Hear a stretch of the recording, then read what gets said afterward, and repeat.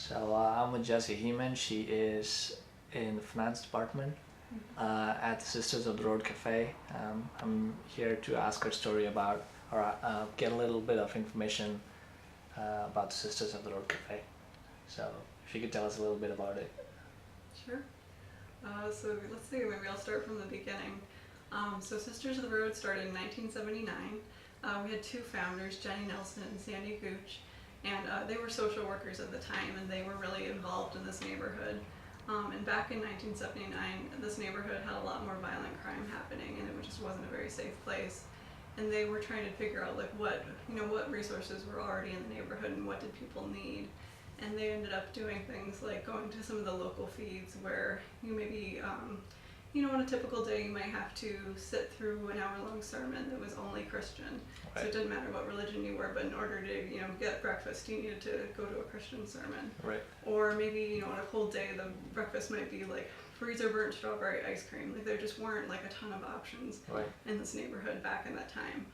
So Sandy and Jenny had this realization that, even if people's bellies were getting full, like there were ways to actually get food in Portland. That just there was so much more that people were needing to have like more dignified experience where you can get like a nutritious meal, a meal that tasted good, a meal that you can sit down and enjoy with your friends and your family, and not just feel like you had to like sit down really quickly, eat your food, and then go. So some of our founding philosophies here, you'll hear when you sit in the cafe, you'll hear us talk a lot about dining with dignity. And so what we mean by that is that everybody deserves the right to food, and not only to just like food that fills your belly, but food that will satiate you, food that is nutritious, and all those things that I just said. We also really believe that everybody has something to offer their community. So that's one of the reasons why we actually do charge for our meals. Our meals are $1.50, so $1.50 for a meal and a drink, and it's been that way since 1979. Awesome. And we've had rice, beans, and cornbread on our menu, the same recipe, since 1979. Okay, awesome. Mm-hmm. Cool. So the people that come here, I mean, do you, how many customers do you get on a day on an average basis? Like, most of them are homeless, I believe, and from what I saw, some of them are mentally affected. So how many people will just come in and go out on a daily basis? We tend to serve around 250 to 300 people a day. A long time ago, we used to actually serve more. Like we'd be up more to like 400 or 500 people a day. But we made a kind of conscious shift away from typically we used to serve a lot of food that maybe came from the food bank, and it was a lot of opening cans. Right. We have a staff member who got us really heavily involved in food justice work and getting food from local farmers and local ranchers, and so we have a lot more fresh food on our plates nowadays. Awesome. And so it decreased the number of meals that we served a bit, but I feel like the quality of the meals really improved. I know you have other programs. I think you're also part of the Bill of Rights for the Homeless. Yep. Can you tell me a little bit about that? Yeah, so there's a Homeless Bill of Rights campaign, and we're part of a coalition that's called WRAP, the Western Regional Advocacy Project. And so there's campaigns in numerous states, but we're coordinating with organizers in California as well to fight for a Bill of Rights for people who are experiencing homelessness that would decriminalize things and make it legal for people to do things like sleep in your car, or to be able to eat in public. It would make it illegal to like profile someone based on being homeless. Homeless, right?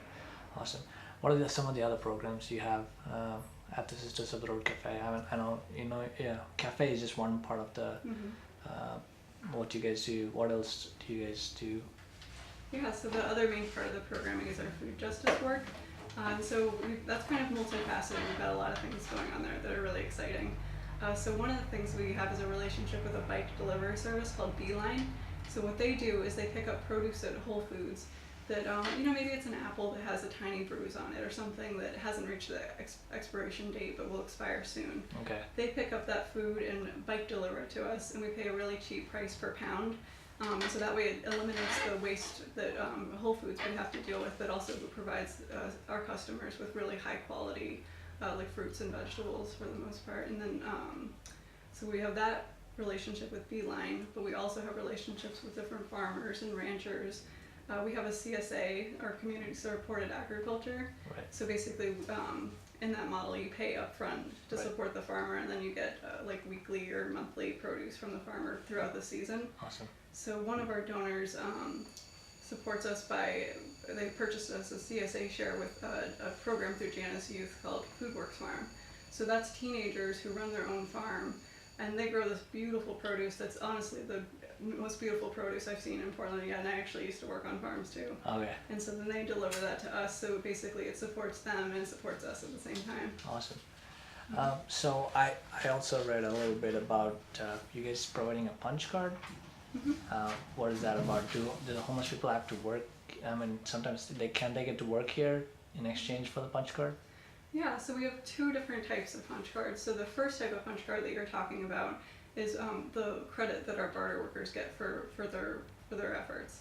Right. So the ways you can pay for food in the cafe, you can pay with cash, you can pay with food stamps, which we actually helped get legislation passed in the 80s for people to be able to do that, because typically you can't purchase a hot meal with food stamps. Right. But then the last way is that barter work. So people can wash dishes, or serve the food, or plate up the meals. And for that they get $3 barter dollars per hour. Awesome. Per half hour actually, sorry. And then they can use that, and again the meals are $1.50, so if you work half an hour, that's 2 meals and 2 drinks. So it's still a pretty good deal for our customers. Awesome. Cool. So do you guys plan to expand at some point? I know like Portland has about 4,000 plus homeless people, as far as some of the sources that I read. But like, do you think we need to expand, or do you have plans to expand in future?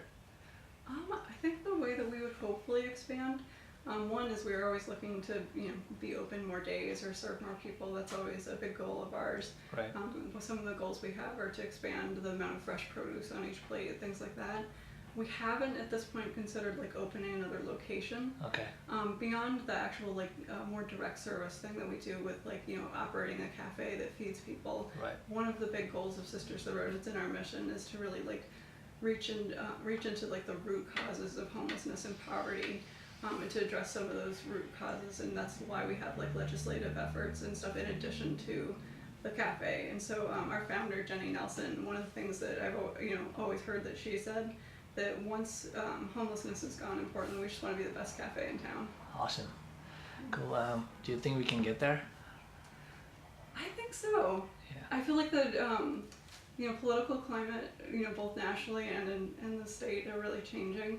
Okay. I think the work we do at Sisters, it's so strongly based in like nonviolence and like anti-oppression work, and I think that more and more people are aware that like racism affects people today, that homophobia affects people today. Right. And it's not just the people who experience those oppressions who are starting to recognize that that's true.